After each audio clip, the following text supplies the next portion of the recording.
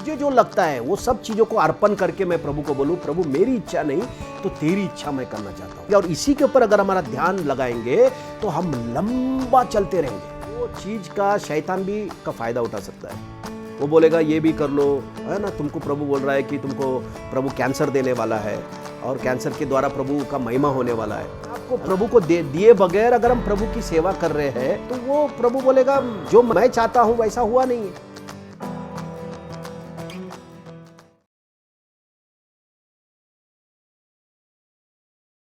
Praise the Lord. मेरा नाम गणेश रेड्डी है। मैं किंगडम ऑफ हेवन मिनिस्ट्री से आया हूँ और मैं आज इस विषय पे बात करना चाहता हूँ कि परमेश्वर का इच्छा हम कैसे जानेंगे अपने जीवन में। परमेश्वर का हर एक व्यक्ति जो धरती पर पैदा होता है तो परमेश्वर का हर एक व्यक्ति के लिए एक इच्छा है, क्योंकि भजन संहिता लिखा है कि माँ के गर्भ में आने से पहले ही उसने हमारे हर एक दिन के विषय में परमेश्वर ने पहले से लिख के रखा है। परमेश्वर ने हमारे जन्म लेने से पहले परमेश्वर हमको जानता है। हमारे बेडोल तत्वों को जो बन रहे थे उसको परमेश्वर जानता है। हर एक व्यक्ति के बारे में लिखा है कि वो एक योजना बना के रखा है, उद्देश्य लिख के रखा है और ये उद्देश्य हमको समझना बहुत ज़रूरी है। हर एक व्यक्ति जो प्रभु में हो या प्रभु में नहीं हो, परमेश्वर ने हर एक व्यक्ति के लिए, है ना, परमेश्वर का इच्छा क्या है उस व्यक्ति के लिए या परमेश्वर ने किस उद्देश्य से उस व्यक्ति को बनाया है उसके बारे में परमेश्वर ने पहले ही उसके किताबों में लिख के रखा है। अब जब हम प्रभु में आते हैं, अब जब जो प्रभु में नहीं है उनको तो कुछ मालूम नहीं है ना, वो तो अंधेरे में है। लेकिन विश्वासी लोगों के लिए मैं बात कर रहा हूँ खास करके। जब एक विश्वासी व्यक्ति जो परमेश्वर को कभी जानता नहीं था, अब वो यीशु मसीह के ऊपर विश्वास करने के द्वारा वो परमेश्वर का बेटा बन गया है। अंधकार था पहले, अब वो उजाले में आ गया है और उजाले में आने से वो परमेश्वर का बेटा बन गया है, क्योंकि बाइबल कहता है कि जितने लोगों ने यीशु मसीह को ग्रहण किया उतने लोगों को अधिकार मिला है कि वो परमेश्वर के संतान बन जाए। तो हर एक व्यक्ति जो यीशु के ऊपर विश्वास करता है वो परमेश्वर का बेटा बन जाता है, परमेश्वर का संतान बन जाता है। अब परमेश्वर का संतान बन गया है, उसके बाद उसके जीवन में क्या उद्देश्य है उसको समझना जरूरी है। हर एक व्यक्ति प्रभु के पास आता है, विश्वासी बन जाता है, नया जन्म पाता है, बॉर्न अगेन हो जाता है और उसके बाद उसको आगे जो जीवन है, जीवन में परमेश्वर ने उसको किस बुलाहट के लिए बुलाया है या परमेश्वर की इच्छा उस व्यक्ति के लिए क्या है, उस विश्वासी के लिए परमेश्वर की क्या योजना है, उसको जानना ज़रूरी है। हर एक विश्वासी व्यक्ति को ये जानना जरूरी है कि परमेश्वर का इच्छा मेरे लिए क्या है। अगर वो इच्छा को अगर हम नहीं जानेंगे तो हम ऐसे ही जीवन जीते रहेंगे, बिना कोई दर्शन के हम लोग जीवन जिएंगे। फिर मेरे लाइफ में अगर मैं कहना चाहूँ, मेरा गवाही अगर मैं देता हूँ, तो मैं जैसे ही प्रभु में आया और जैसे मुझे समझ गया कि यीशु मसीह परमेश्वर है, वो मेरा पिता है, वो मेरा प्रभु है, उसने मेरे पापों के लिए सूली पर जान दिया, मेरे लिए मारा गया, कोड़े खाए, मेरे लिए जी उठा है।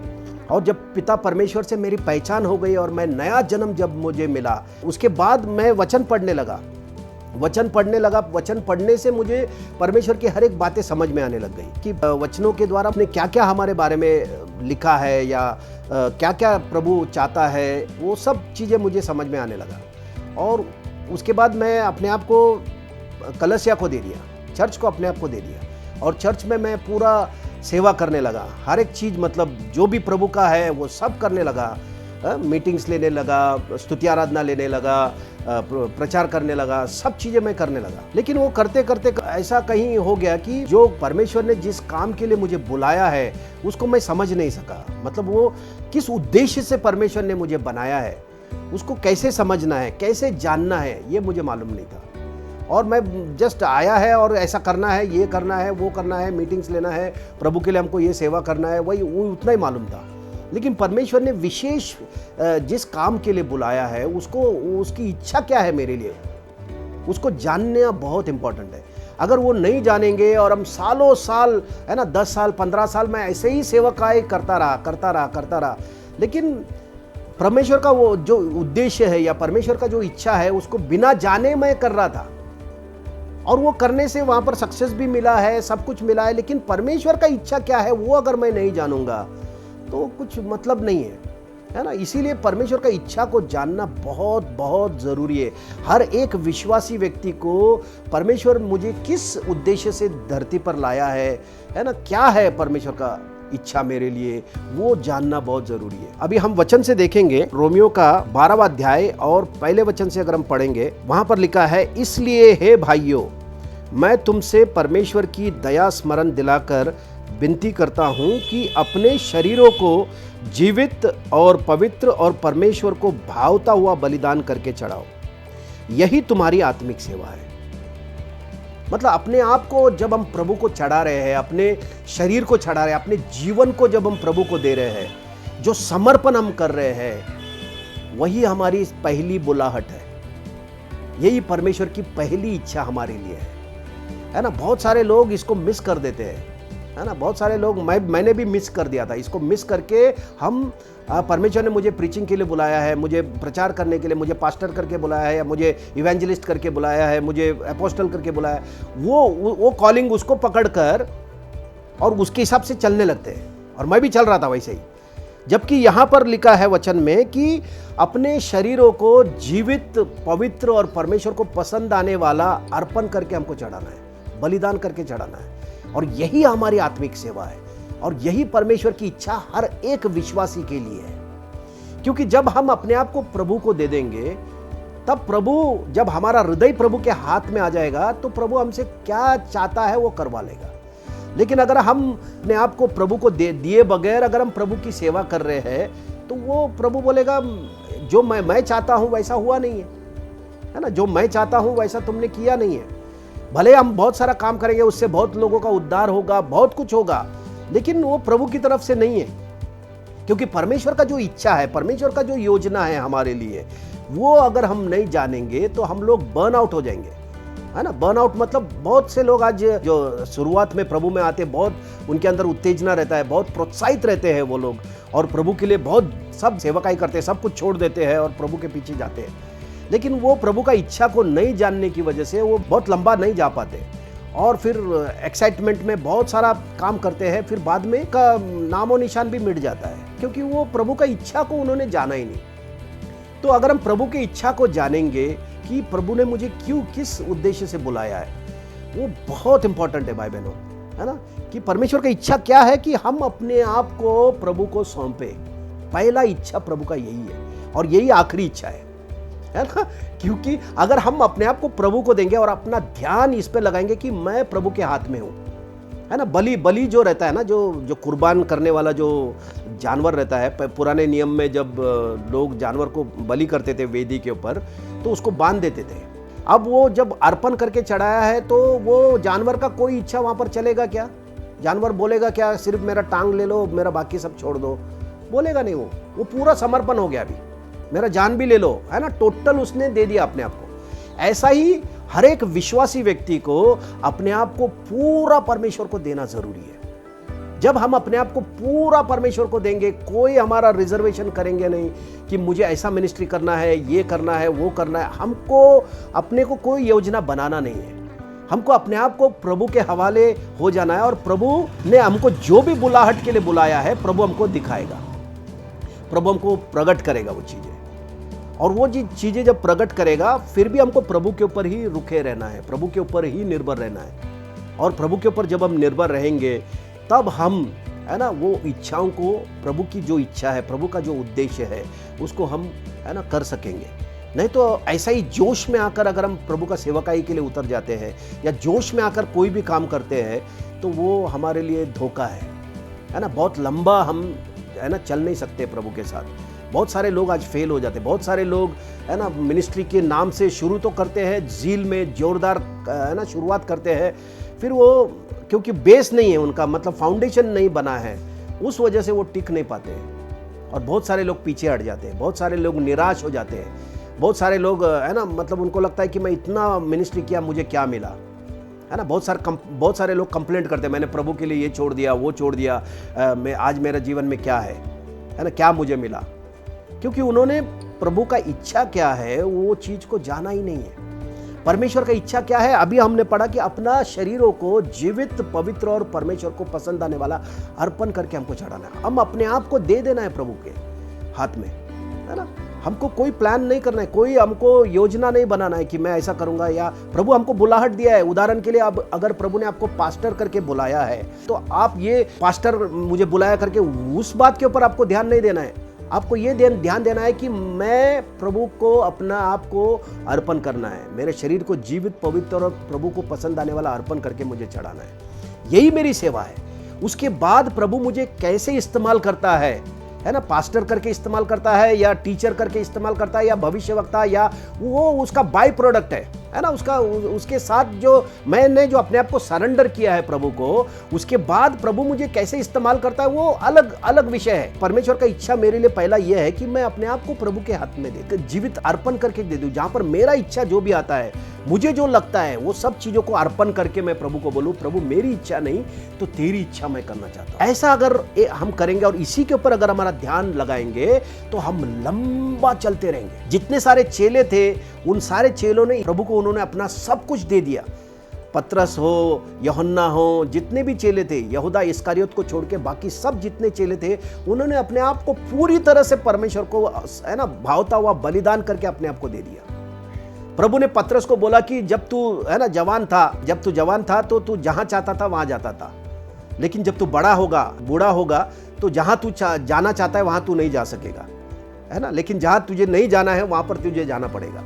कहने का मतलब प्रभु उसको बता रहा था कि किस तरह से वो प्रभु का महिमा करने वाला है मृत्यु के द्वारा। तो वो तैयार हो गया, मतलब मृत्यु के लिए भी तैयार हो गया, क्योंकि उसने अपने आप को प्रभु को सौंपा करके वो मृत्यु के लिए तैयार हो गया, क्योंकि वो प्रिपेयर हो रहा था, वो तैयार हो रहा था। जब हम अपने आप को प्रभु को देते हैं तो प्रभु हमको तैयार करता है। हालेलुया, है ना। लंबा सेवकाई में चलने के लिए, प्रभु की इच्छा से सेवकाई करने के लिए प्रभु हमको तैयार करता है, अंदर से हमारे चरित्र को तैयार करता है, हमारे हर एक एरिया में प्रभु काम करता है, उसके जैसे हमको बनाने लगता है प्रभु, और हम प्रभु की बातों को समझने लगते हैं, सुनने लगते हैं, है ना।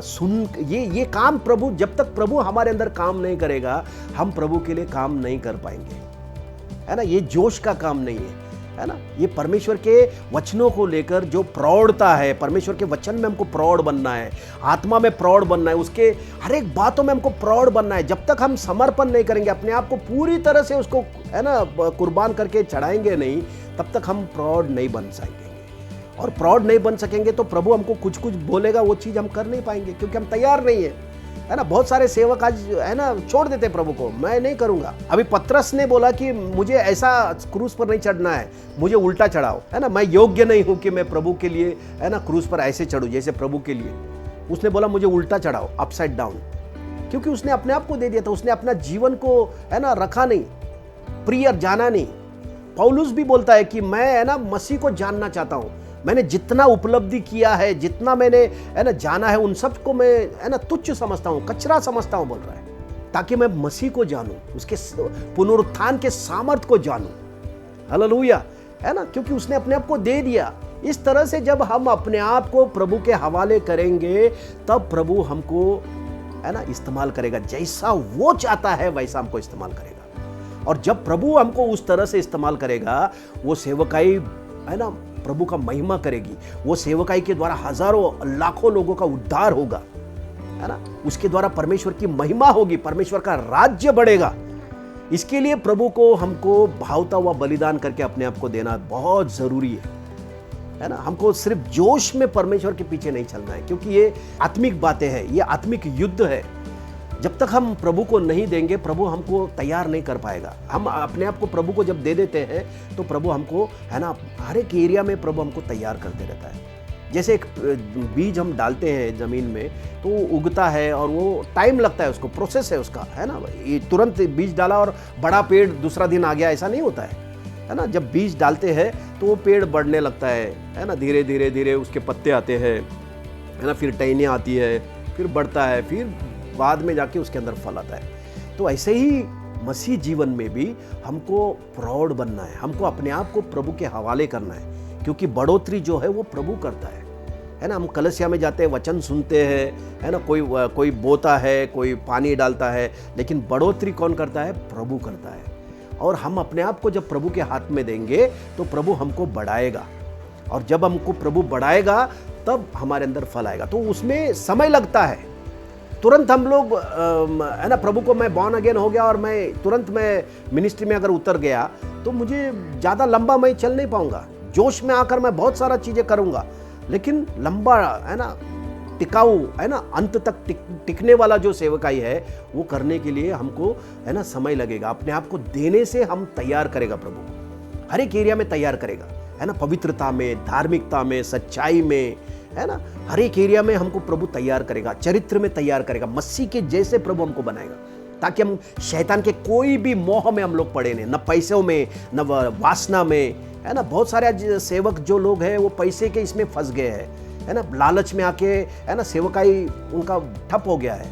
बहुत सारे लोग वासना में गिर के है ना, वो प्रभु को छोड़ दिया उन लोगों ने है ना, मिनिस्ट्री बदल गया उनका।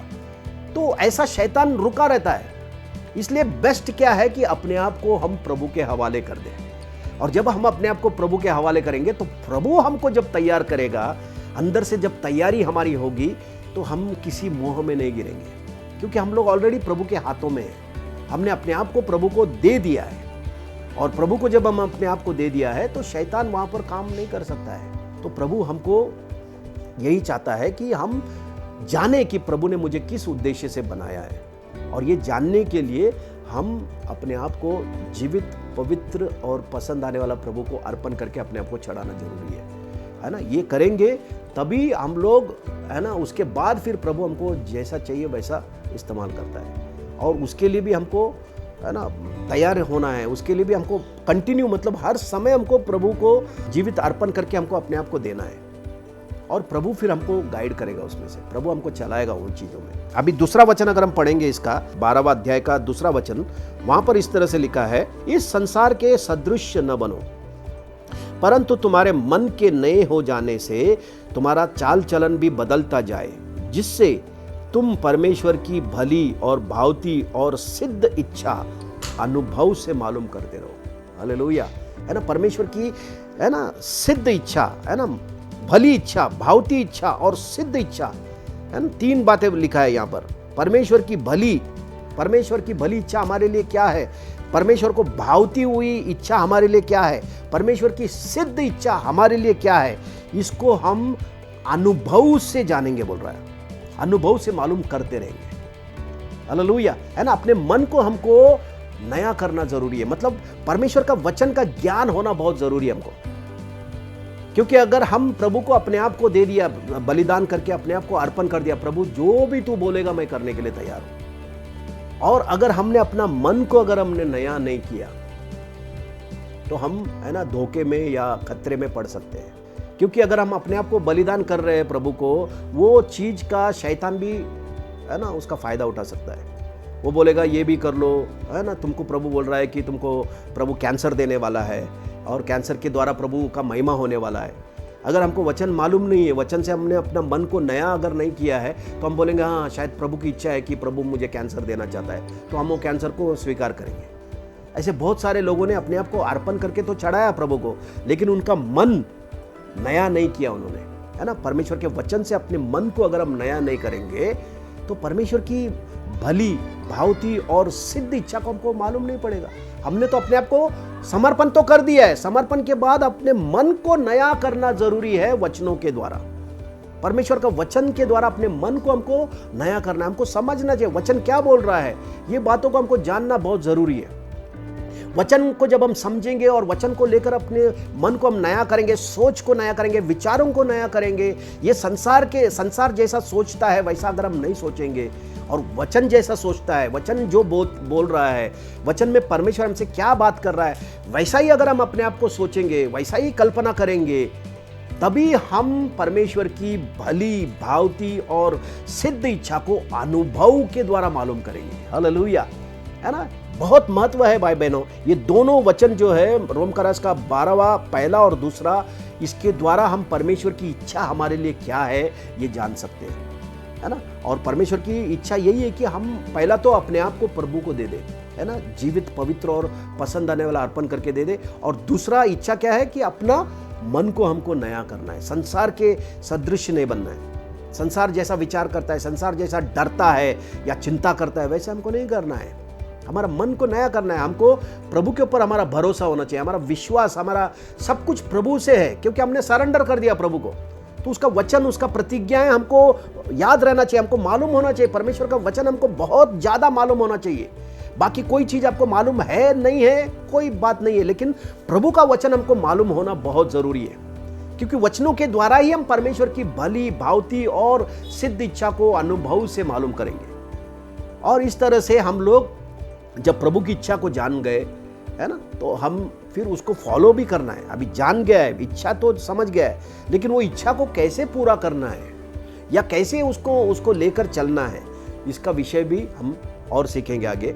और अभी तो हमने यही सीखा कि हमको कैसे फाइंड करना है, कैसे खोजना है कि परमेश्वर का इच्छा क्या है ना। परमेश्वर का इच्छा यही है, अभी कंक्लूड हम यही कर रहे हैं कि परमेश्वर का इच्छा यही है कि हम पहले तो अपने आप को जीवित, पवित्र और परमेश्वर को पसंद आने वाला अर्पण करके अपने शरीरों को देना है। हमारा शरीर जो है परमेश्वर का मंदिर है ना, वो मंदिर को प्रभु को देना है, इस मंदिर को प्रभु के हवाले करना है। पर शरीर की इच्छाओं को हमको पूरा नहीं करना है, बल्कि ये शरीर को जीवित, पवित्र और पसंद आने वाला अर्पण करके देना है। मतलब उसकी जो भी इच्छाएं है उसको अर्पण करना है।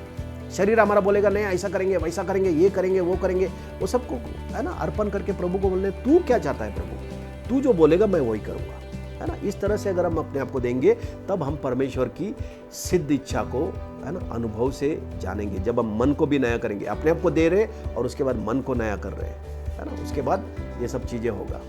Praise the Lord, praise the Lord, amen.